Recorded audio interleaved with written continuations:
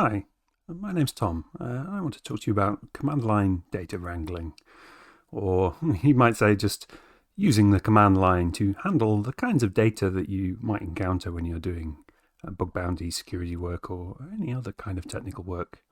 My intention is for this to be a relatively beginner-friendly talk, but hopefully just about anybody can get something out of it at least. So, when you run a command on a Unix-like operating system, whether it be Linux or Mac OS or any actual and proper Unix, or maybe like a FreeBSD variant or something like that, every time you run a command, you get 3 I/O streams or input-output streams for that command. And each one has a name and a number. So stream 0 is what we call an input stream. So it's a way to provide data to the command. And by default, we get one called std-in or standard input. We also get stream 1, which is an output stream called standard out. And that's where you tend to get the main output from a command. So if you run ls, for example, all of the text that's written to the screen that gives you a listing of directories and files is written to standard output. Then you get stream 2 as well, and that's an error stream called standard error. It's another output stream, and that's where error messages and sometimes help output and that kind of thing goes by default. Now, all 3 of these attach to the terminal by default, and what that means is for an input stream, it's essentially attached to your keyboard.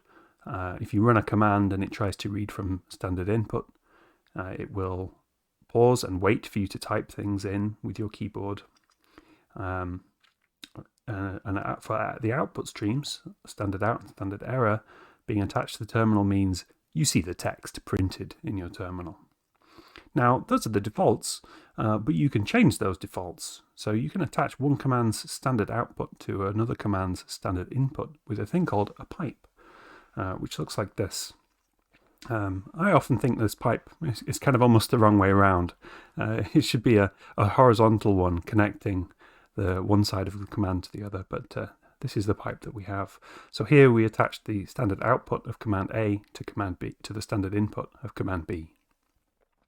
You can also attach a file to a command standard input using a less than sign.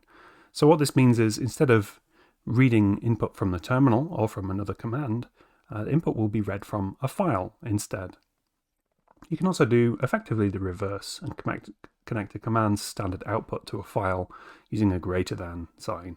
And I call these less than or greater than, but really I think it's easier to think of these as being arrows.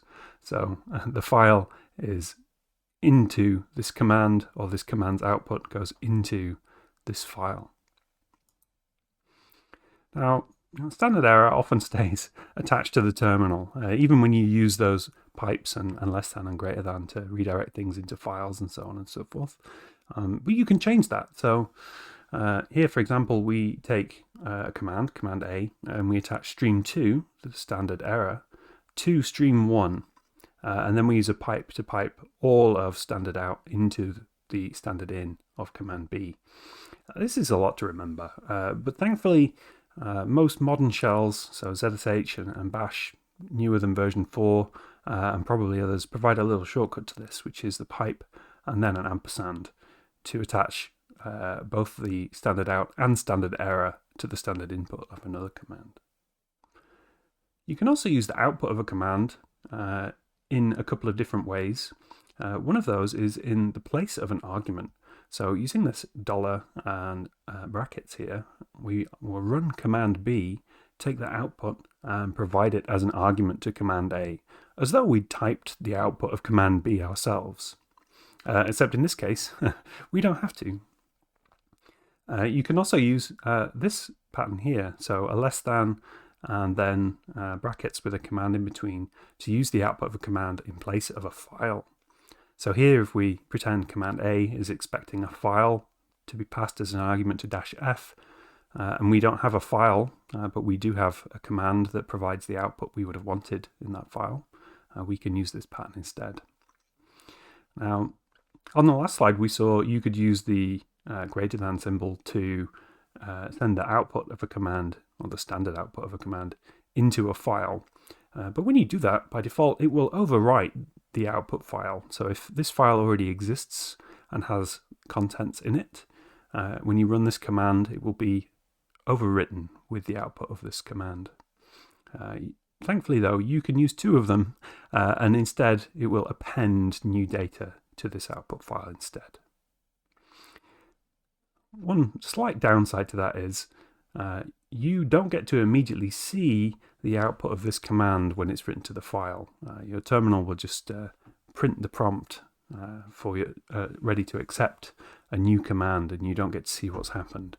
And something that's tripped me up many times is I've run a command which is waiting for some input, and I think I'm writing its output to some file, but actually it's just sitting and doing nothing, and I've waited several minutes for it to finish before I've realized. Something I use quite often is the t command to get around this. So t splits the data it receives on its standard input between a file and its standard output. So the effect that this has is the output from command will be written to output file, but it will also be printed to the screen. And just like the double greater than symbol, we have an equivalent with t-a if we'd prefer to append the output to the file rather than overwriting the file. So many tools, I would argue most tools that you will encounter on a Unix-like system output plain text. So when you run ls, for example, you get a list of files, and there's no real structure to them. It's just plain old text. Often, the output of commands will be one item per line, and sometimes there's more than one field per line. So you might have, say, 3 words on each line separated by some white space, be they spaces or perhaps they're tabs. You can extract or exclude lines from that output easily using the grep tool. So, for example, to extract a line that matches some particular pattern from a command, you can use grep pattern with a pipe joining the command output into the input of grep. And to exclude, you do almost exactly the same, but with a -v. And the mnemonic for me there is the v is the v in invert. It inverts the behavior of grep.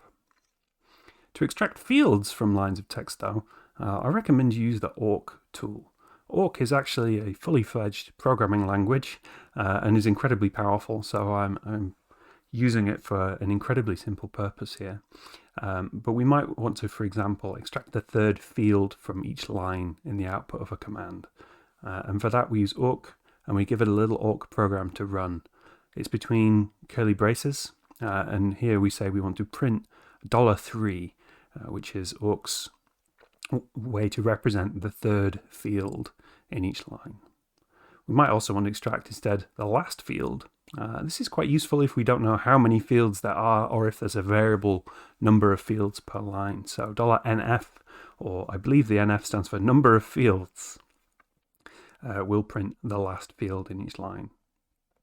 We can also modify the line as well. So here, for example, we might set the 5th element in a line to be an empty string and then print $0.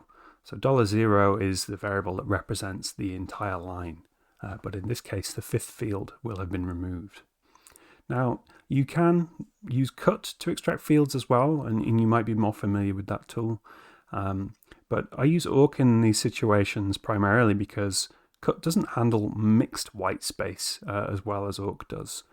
You really have to jump through some hoops to make it work well if some fields are separated by spaces and some by tabs, or a variable number of spaces, and so on and so forth.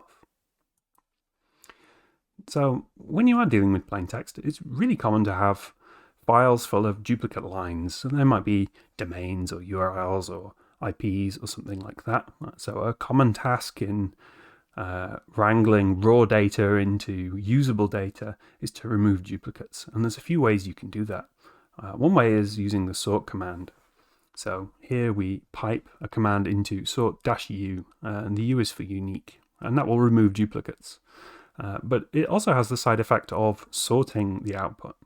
And you might not want to do that. You might have a very specific order in mind. So I wrote a little tool called Anew, and there's a link down here in the bottom right hand corner should you want to have a look, which will remove duplicates but whilst preserving the order of the input. It'll also allow you to write unique lines to a file by giving it a file name as an argument. So here, if any line that is in the output from the command already exists in output file, it will not be written to that file, and it will be not written to the terminal either.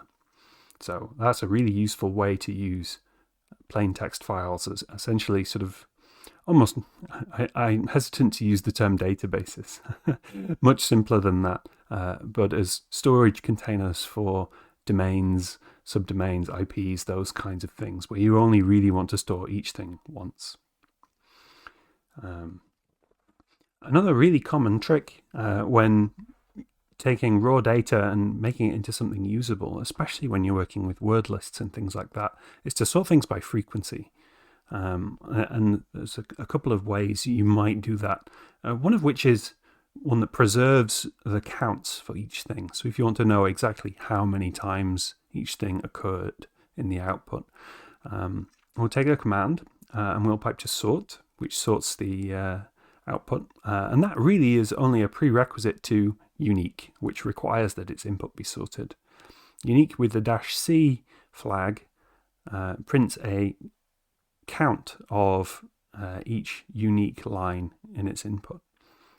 We then pipe back to sort with -n for numeric, because we have now a count preceding each line, and reverse, and that means that the largest count will come first. We might also want to remove those counts so that we end up with something sorted by frequency, and an easy way to do that is just to tack an awk command on here, like we saw in a previous slide, to print the last field in the output, and that will remove the counts which appear in the first field. Now, regular expressions are something that crop up a lot in these tools, and several of the tools that we're going to talk about, and indeed have talked about already, make use of regular expressions. Now, they're often cited as something that a lot of people really don't understand, and giving a really good tutorial on regular expressions is something way outside the scope of this talk, and perhaps you could argue any single talk. But I want to give you a flavor of the kinds of things you can do with regular expressions. They're used to match, extract, and replace pieces of text primarily. And like I said, there is a lot to learn, but here's a few basic things. So in a regular expression, a dot matches any character at all. Could be an A or a B, a 7 or an ampersand or a % sign. It doesn't matter what it is. A dot matches it. You also get these things called classes. And classes are surrounded by square braces, and they contain either ranges. So for example, A to Z or 0 to 9 would include any character between A to Z or any number between 0 to 9. You can have compound ranges as well. So here we have 0 to 9, A to Z, uppercase and lowercase, but also individual characters. So here an underscore and a slash as an example. There are also negated classes. So here, for example, we would match any character that is not in the range A to Z, lowercase, or not in the range 0 to 9. Then we have a few options for specifying how many characters will appear. So this could be preceding a dot or a character class or any of the other kinds of patterns. So we have 0 or 1, which is a question mark, an asterisk for 0 or more, a plus for 1 or more. Then we have these curly brace wrapped ranges. So for example, 2 to 7. So we might have a dot followed by this curly brace is 2 to 7, and that would match any pair of characters, any 3 characters, any 4, 5, 6, or 7 characters. We can also omit the second option in this range to just have a minimum number. So, for example, at least 3 things have to match. We can group parts of patterns and use pipes in between them to match entire words, and only one of those. Which is quite useful. And also we have these things called anchors. So a character, when it's not inside a class, represents the start of a line, and a dollar represents the end of the line. And we'll see a few examples of these things used in the coming slides. So grep we've mentioned already, but I want to give you a few more examples of the kinds of things it can do. So grep works on its standard input by default and outputs any matching line. So you might, for example, have a file full of domains and subdomains, and you want to find only subdomains of example.com. So here we pipe the output to grep, and we have a pattern. And I want to point a couple of things out here. So you'll remember that we mentioned that a dot in a regular expression matches any character. But here we want an actual literal dot. So we use a backslash to escape the dot and make sure that grep knows we don't mean any character, we mean an actual dot. We also have a dollar here, and this dollar represents the end of the line. And that means that we won't match against, for example, a domain that is blog.example.com.au.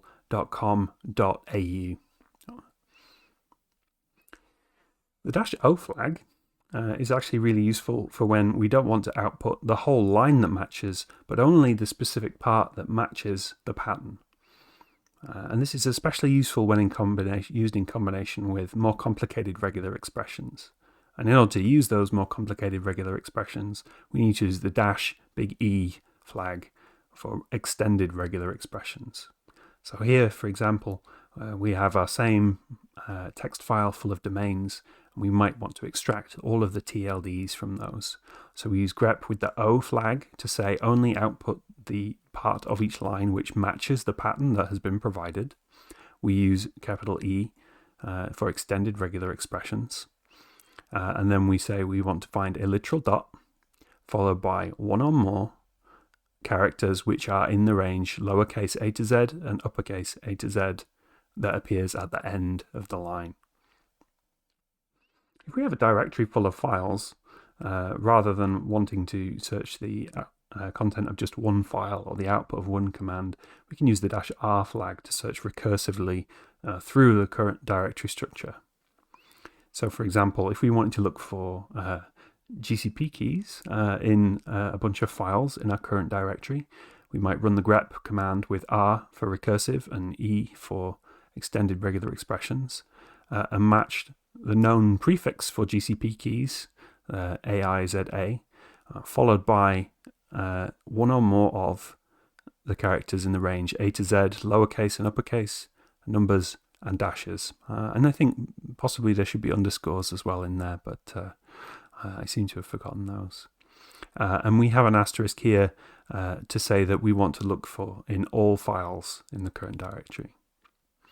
As we mentioned before, you can exclude lines with -v, but you can also be case insensitive with -i. So here, for example, we might want to exclude any domain that mentions the word blog in uppercase, lowercase, or any kind of mixed case in this file. One thing that we've done a couple of times in this slide already that I want to draw attention to is many tools let you combine these flags together. So instead of having -v and -i, we can just do -vi. That's not true for every tool, but it's true for lots of them. These regular expressions can get quite complicated, and you may find yourself using the same ones over and over and over again. And I wrote a tool to help deal with that situation called GF, short for grep4, and you might want to check it out if you find yourself using grep very often. Sometimes you want to actually change what appears on a line, and sed is a great tool for doing that. So where grep used regular expressions to simply match things, sed lets us use them to match and replace against regular expressions. So the most basic usage is we take the output of some command, we invoke sed, and tell it to replace some search pattern with some replacement. And one thing I want to point out is often you find yourself using sed against things that have slashes in them, like file paths or URLs and things like that, for example. And in those circumstances, you can replace these slashes with something else. So Here I use a hash as an example. Some people use pipes and so on and so forth, but you can change what that is depending on what the data you're working with looks like. So as an example, using our same domains.txt, we might want to change .com TLDs to .net. So here we have a regular expression which looks for a literal dot and com at the end of the line. Again, we don't want to accidentally replace .com.au with .net. Note that I don't have to escape the dot here because the replacement is not a regular expression. It's just regular text for the most part. You might also want to, for example, take a list of URLs and replace some query string values with payloads. So here our regular expression looks for an equal sign and then looks for one or more characters which are not an ampersand. As you may recall, URL query string parameters are delimited by ampersands. So here we're saying we want to read any characters until we hit an ampersand. And we replace that with equals and here sort of a standard cross-site scripting payload, just as an example. A pretty common use case when doing replacements is to want to use part of the thing you matched in the replacement. And we have a facility to do that. They're called back references. And they look like this. They're /1, /2, /3, and so on. So as an example, we might take an HTML file and we want to remove quotes around a particular attribute. So I've chosen a type attribute here. So we're looking for type equals and a double quote. And then we are using brackets to group a pattern which matches one or more characters which are not double quotes, followed by a double quote. And we replace that with type equals \1. And the \1 here refers to everything that was matched by this particular part of the pattern, everything between the brackets, everything in group number 1. Something that trips people up quite often using sed is that by default, it will only replace the first item that was matched in a given line. So here, if we echo Tomnomnom into sed and tell it we want to replace I with O, the output will be, perhaps surprisingly to some, Tomnomnom, which is, well, it's not right, is it? It doesn't sound quite right. But we can change that by adding a G to the end here. The G stands for global, to make sure that we replace all instances. In this case, our output would be Tomnomnom because we replace all 3 I's with O's. Another useful thing is you can use the anchors that we mentioned earlier on, the caret and the dollar, to match the start and end of lines. So for example, we might want to remove the first character of each line, and we can do that by matching the start of the line followed by any character and having an empty replacement. Or we might, for example, especially common in data that has been pasted from web pages and so on, remove extraneous white space from the end of each line. And we can do that by looking for a space character or one or more space characters at the end of the line and replacing them with nothing. Data is usually stored in files, or maybe it's transient and it comes from commands. But also there's data that's effectively not in the files, but is in the metadata for those files. Things like the file name or the file location and so on. But also, if the data is in the files itself, you often need to find them and look for particular types of files. And the find command is incredibly useful for that. I would argue it's possibly badly named. It can be used to find things, but what it really does is it lists files recursively from the provided directory and applies filters to them. And those filters change which files you will see. So you might filter by, for example, type and look for just files. So this is to find files in the current directory, which is dot, that have a type of F. So type F means files. Or you might look for directories in /etc. That's with type D. You can filter by name as well. So we might, for example, look for files that end with .txt. So we'll look in the current directory for type F files with the name of star.txt. And note that I've wrapped this star.txt in single quotes, and that is to prevent the shell from expanding this pattern itself if there's any files in the current directory that happen to be named something.txt. By default, many shells will expand that to the actual file names, and things won't work quite the way you expect. Or we might look for anything at all, files, directories containing the word conf. You can also look for files by size. So this is really useful if you want to, for example, delete empty files. You might start by finding files in the current directory with no size. Or perhaps you want to find big files, so files larger than 200K, things that might be candidates to be deleted, or perhaps they're files that are more interesting. You can also look for files by when they were changed. So here we look for files that have been modified in the last 5 minutes. And that can be quite useful if, for example, a command has written lots of files into an already populated directory and you want to know what they were. Or perhaps we want to find older files. So we might look for files older than 30 minutes ago.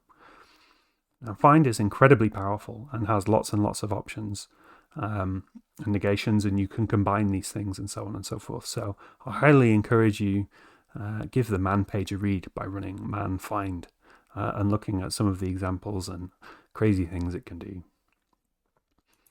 A really useful companion to lots of tools, but find in particular, is Xargs. Now, Xargs runs a command using each line of its input as an argument. And as I said, it is super handy with the output of find if you want to, say, for example, run a command for every file that you found. You might, for example, use find with the size mode to find empty files and pass them to rm so that they are deleted. That's the kind of thing you can do. But there's a few options that I think are worth knowing about. So -n is one that I use nearly all the time. So by default, Xargs will pass lots of lines as arguments to a single command. And you can make it pass just one at a time with -n1. Or if you wanted to be two at a time, it would be -n2 and so on and so forth. So here we take a list of domains and we run the host command against them, which does a DNS lookup on them. If we want to run things in parallel, we can use -big P and a number to specify how many commands we want to run at a time. So here we run the host command again against those domains, but we run 5 at a time. And this is particularly useful with slower commands. For example, you might be doing HTTP requests or something like that that takes quite a bit of time waiting on the network. By default, Xargs will pass the arguments to the end of the command that you give. So here, host has its argument after it. But that's not always true for every command. We might want to use the file name somewhere else.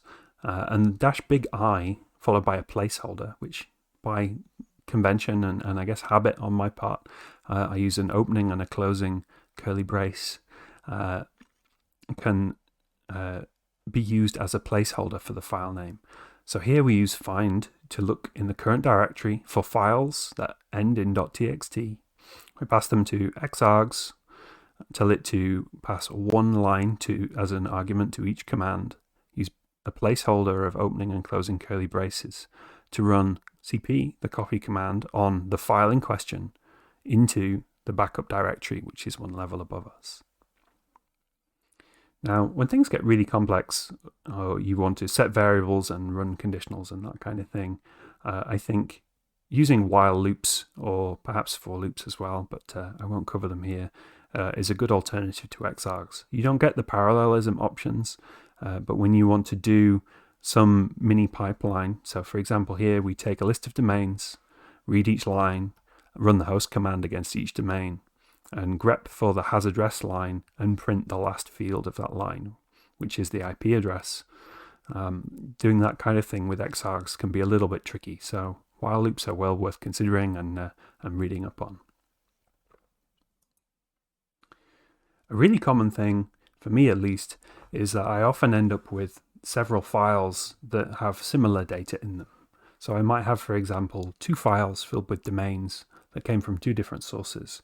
And I want to know which domains are unique to each file, or what the overlap is, and so on and so forth. Now, com is a little bit of an unusual command in how it works, and it can be a little bit tricky to remember. So the default usage, the basic usage is you run com with two files, file A and file B, and it will print three columns. Column 1 is the lines that only appear in file A, column 2 is the lines that only appear in file B, and column 3, is the lines that appear in both files.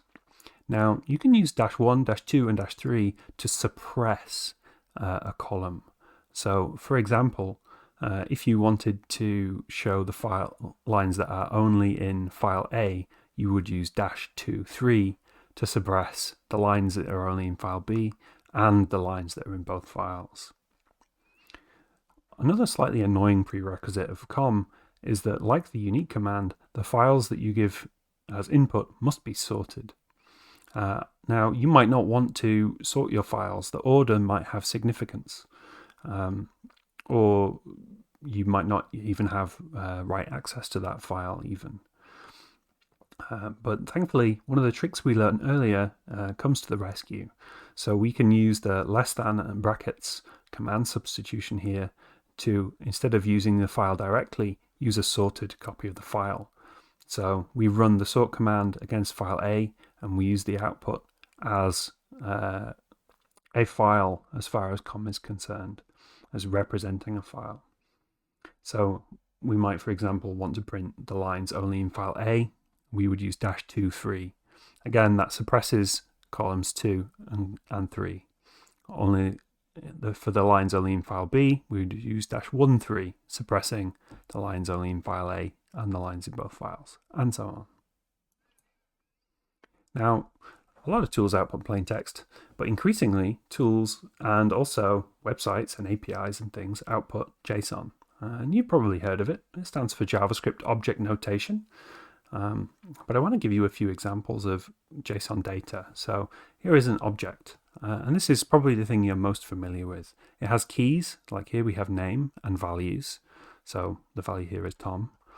But there are also arrays, and they can be of mixed types. So here we have an array of both strings and numbers. They can be just numbers, strings, booleans like true and false, and null as well. And one of the things I want to point out is that all of these above things are valid JSON. It's really common to think of JSON as being just objects. I mean, it's in the name, right? JavaScript Object Notation. But also, arrays by themselves are valid, and even just strings by themselves are valid, and so on and so forth. And most good JavaScript parsers will deal with all of these situations well. Relatedly, increasingly, tools are outputting a format that gets called Json Lines. And this is just like JSON, but there's one item per line instead.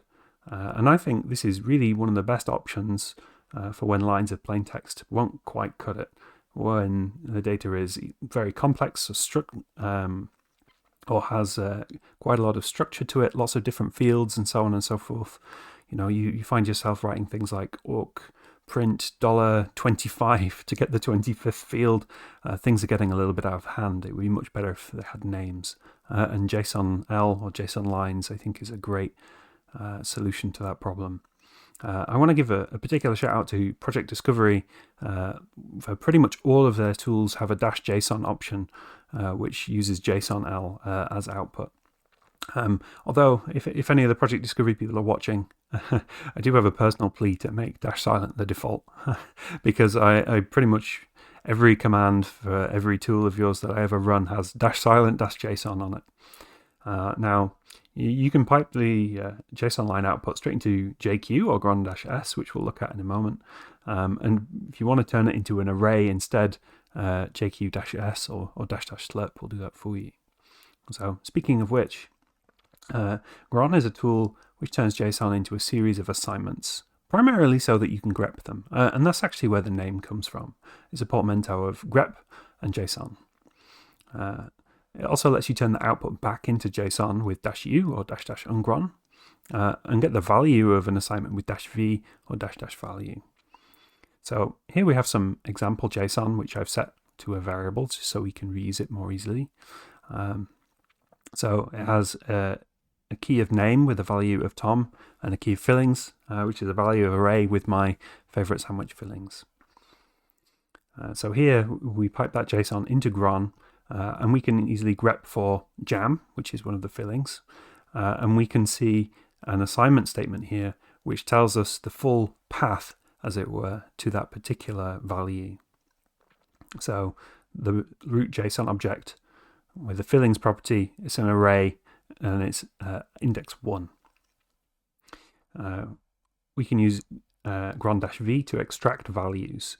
So it might be that we don't, care about the path to it at all. We just want the particular value. So here we grep for p and use gron-v, and the result is we get just the value. We can also modify the structure of JSON and when it's in the gron's output format, and use gron-u or ungron to turn it back into JSON.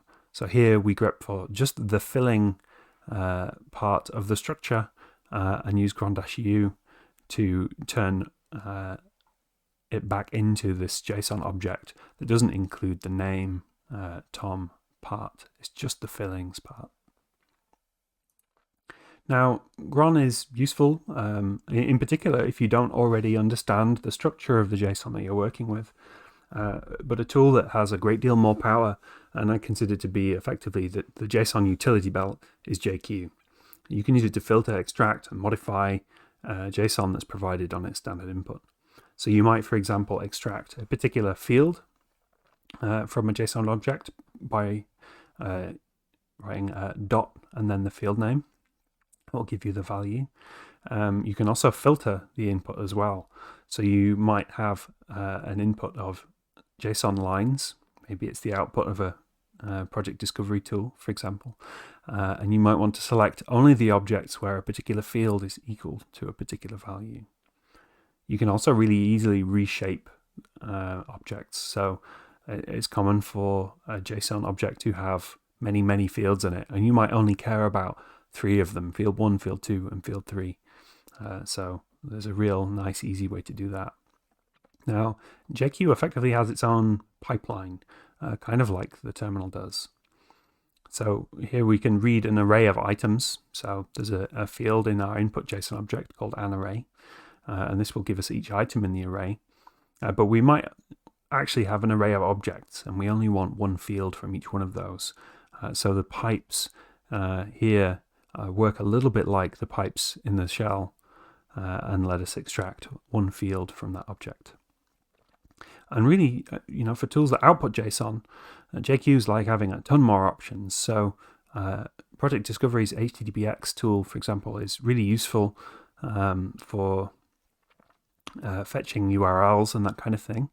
And the -JSON mode makes it output a JSON lines format with some information about each response. So there's, the response code, the URL that was requested, the size of the response, and so on, and also the title from any HTML pages that it encountered. So here, as an example, we'll take a list of URLs, request them using HTTPX and output JSON, and disable the banner because we don't need it to appear on the screen. And then we use JQ to slurp the input, that is to take every object and turn it into an array, and then take only those ones that had a unique title. So it might be that we have 100 URLs and many of them point to pages that are basically identical and have the same title. And this gives us a way to figure out, to find only one example of each one. Or we might, for example, want to extract all of the A records from those responses as well, and use a new to make them unique. And here the -r stands for raw output. So by default, JQ would output a string with the double quotes around it, and -r means that those double quotes don't appear. Now, speaking of URLs, they're actually remarkably complicated things by themselves, and in particular, writing regular expressions for them is kind of horrible. There's a lot of edge cases that you need to account for and so on. So I wrote a little tool called unfurl, and that parses URLs and extracts bits of them. So for example, the paths, query string keys, query string parameters, key value pairs, ports, and so on and so forth. So we might, for example, have a list of URLs and want to get all of the paths, or all of the unique apex domains. So the -u flag outputs only unique items. Or I suppose you could pipe to a new instead, if we were adhering to the Unix philosophy a little bit more strictly. So an apex domain, by the way, is the example.com in blog.example.com. This also supports custom formats, so there's a variety of these format specifiers, which are % followed by some character. So here we use %d for domain, %: for the colon before the port, if one exists in the input domain, and a %p for port if one exists in the input. Unfurl also has a JSON mode, and coupled with JQ, you can do some cool stuff that unfurl can't do by itself. So for example, you might want to take a list of URLs and output only one instance of each path. So you might have the same URL over and over again with lots of different permutations of query string parameters, and you only want one instance of each. So here we use the slurp mode and the raw output mode to say we only want items that are unique by the path field, and then we want to iterate over those and pipe the objects and extract just the URL from those. Or maybe you want to look for URLs that have more than 2 parameters. That's the kind of thing that's actually really tricky and annoying to do with regular expressions and that sort of thing. But here we can use unfurl's JSON mode and JQ again to select only those URLs where they have more than 2 parameters. So we have the parameters field piped to the length function, which outputs how long that array of parameters is, and we select only those that are greater than 2, and then we extract the URL. HTML is, I think, kind of the other structured data format that we come across a lot as people dealing with the web. And it's actually super annoying to parse and extract data from. But thankfully, there's kind of an equivalent to JQ for HTML called HTMLQ. And it's incredibly useful. So we might, for example, combine find and Xargs to run HTMLQ against a lot of HTML files that exist in a directory. So here we find files called .html in the current directory, pass them to Xargs, and with one HTML file at a time, using a placeholder, we pass them to HTMLQ with a -f for file name, and extract the text from the title tags that are in the page. So here we get the page titles. Or perhaps we want to find all of the source attributes from all of the script tags instead. So here we have more or less the same thing, but instead we look for script tags and we use -a for attribute to extract just the src value for each script tag. You can also use HTML provided on standard input to HTMLQ. So here we might want to get unique links from nahamcon.com. So we use the curl tool to request that URL and get the HTML output. We pass it to HTMLQ, look for anchor tags, and specifically the href attribute, and we pipe to a new to make them unique. So we can put all those things together and do some pretty cool things. And I want to leave you with kind of an example of the kind of question that you might have, albeit perhaps a little contrived, and show you how you could answer that question. So my example question is, do the Twitter accounts linked on nahamcon.com have equivalents on infosec.exchange? And that's the kind of thing you can kind of do manually. It might take a while. In this specific case, there only happens to be one, but it could be in a different situation that there was several hundred of them, and that would be a real pain to do. And it's not the kind of thing you probably want to do very often. so you probably don't want to write a custom tool for it either. However, with these tools you can do it pretty easily, so let's run through it. So we use curl to fetch nahamcon.com. We use HTMLQ to find anchor tags and extract the href attributes, so that's the links. We parse the URLs with unfurl and output JSON. We pass them to JQ, have raw output, and we select only the domain when lowercased matches twitter.com, and we extract the path from those, which is the username. We use sed to replace the slash at the beginning of the line with an @ We pass them to a new to make them unique. We use awk to print a prefix URL onto $1, which is the first field in the output, which is the username. We pass them to HTTPX with -silent to suppress the banner, -JSON to get JSON line output. So that requests all of the URLs, for example, infosec.exchange/@nahamcon, or whatever the username might be. And then we finally use JQ with raw output to select only those status codes that we equal to 200, and we output the URL and the title from the page. So, I think that's a really good example of the kind of annoying question that you sometimes wish you could get the answer to, but it's not quite worth writing a full-fledged program in Python or something else like that. And those are the kinds of data wrangling tasks that I, at least personally, come across every day. Maybe you do too, and maybe now you can help yourself solve them more easily. Thank you.